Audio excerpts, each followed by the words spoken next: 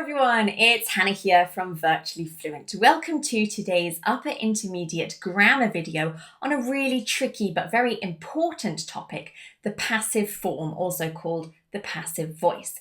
We're going to look at lots of different examples, understand the structure of the passive form in all of the different tenses and with special verb structures too, and we're going to see why we actually need the passive form in English. So lots of information about the passive voice today. If you would like to practice this topic, because it's a really tricky topic, you can do this in our online grammar course. I've left the link to that in the description below. But for now, let's get started with the passive form in English.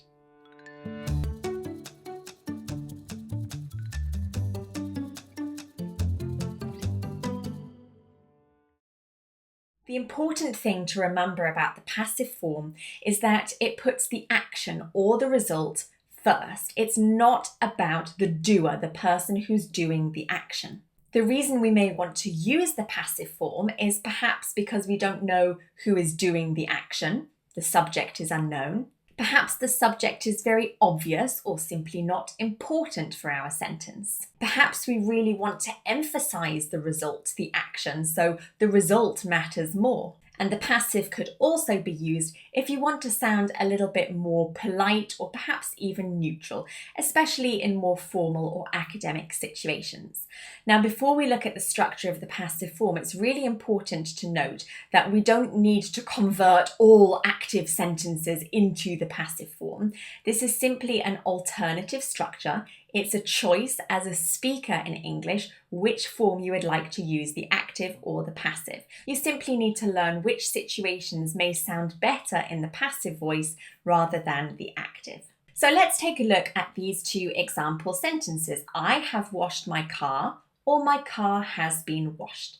Now the first sentence here is active. It's active because we know who is doing the action.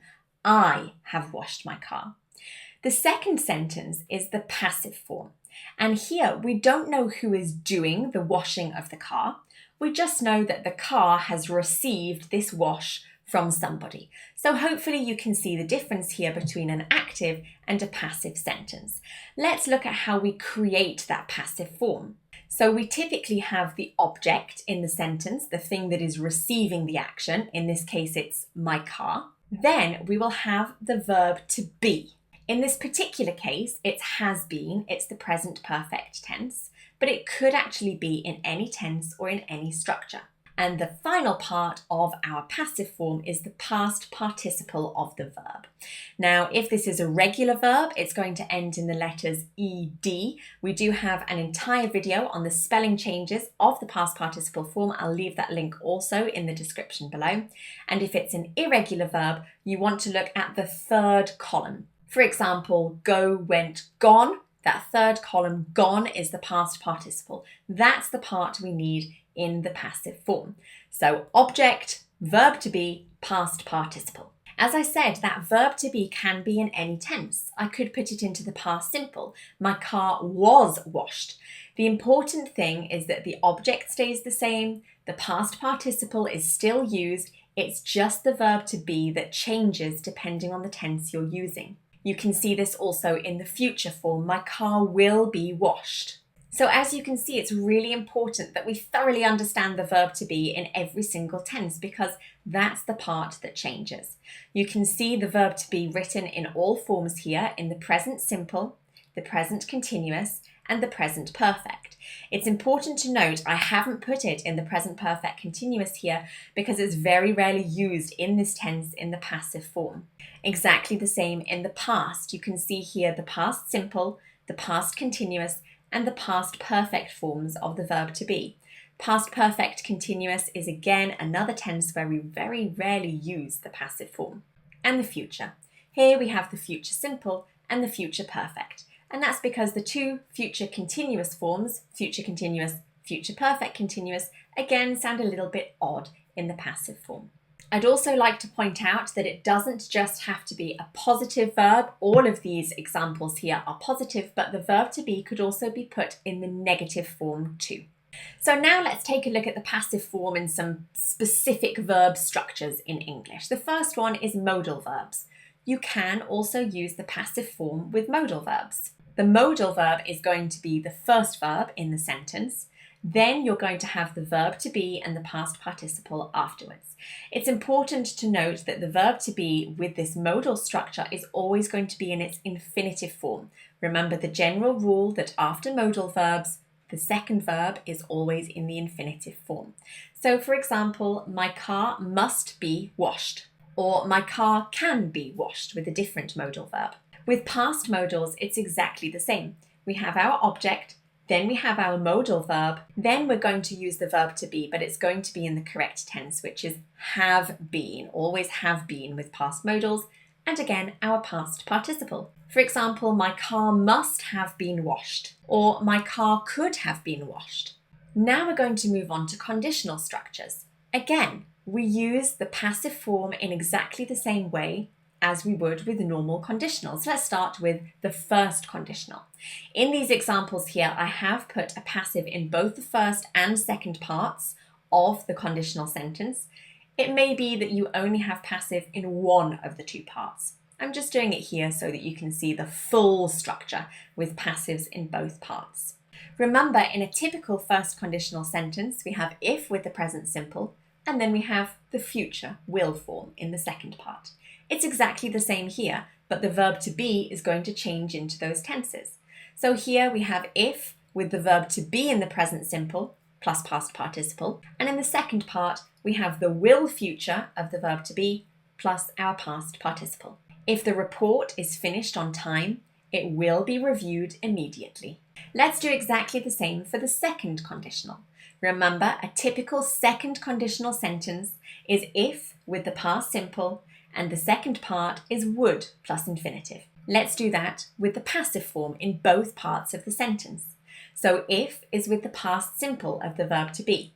But remember, in second conditional, the verb to be is were in all forms. So it's going to be if plus were plus past participle. And the second part is going to be would be plus past participle. For example, if the report were signed today, the deal would be completed faster. And let's do exactly the same with our third conditional. Remember the typical structure of a basic third conditional sentence. The first part is if plus past perfect, and the second part is would have plus past participle. If we put the passive into both parts of a third conditional sentence, we're going to have if had been, and then our past participle. And in the second part, we're going to have would have been plus our past participle. For example, if the email had been sent earlier, the problem would have been avoided. It's important to note that the passive form can also adapt to different verb structures, like using gerunds and infinitives. If the gerund form is required because you're using a special structure that requires a gerund after, for example, using prepositions, or like this example, using the expression be used to plus ing, the verb to be does change into that correct gerund form. For example, I'm used to being reminded about deadlines. The being must be in the gerund form. The past participle is exactly the same, and exactly the same when an infinitive form is required. The verb want requires the to plus infinitive form. I want the report to be finished today. One final note on the passive form is that the expression be born is almost always used in the passive form. For example, I was born in 2010. So born is already the past participle form of the verb, and the verb to be is the part that's going to change according to the tense. Most likely it's going to be used in the past simple tense. So hopefully that's cleared up the structure and how to use the passive form in English. As I said, if you would like to practice this topic, we have lots of online activities and lots of additional resources too to really help you use the passive correctly in English. All of that is in our online grammar course. I've left the link to that in the description below. Don't forget to give today's video a like, a thumbs up, and don't forget to subscribe to my YouTube channel. Turn notifications on too, so you do know exactly when I release all of our new videos on English grammar, English vocabulary, pronunciation, and we have a few videos on British culture, life in the UK too. But that's everything for today. This is Hannah from Virtually Fluent, bringing English to life.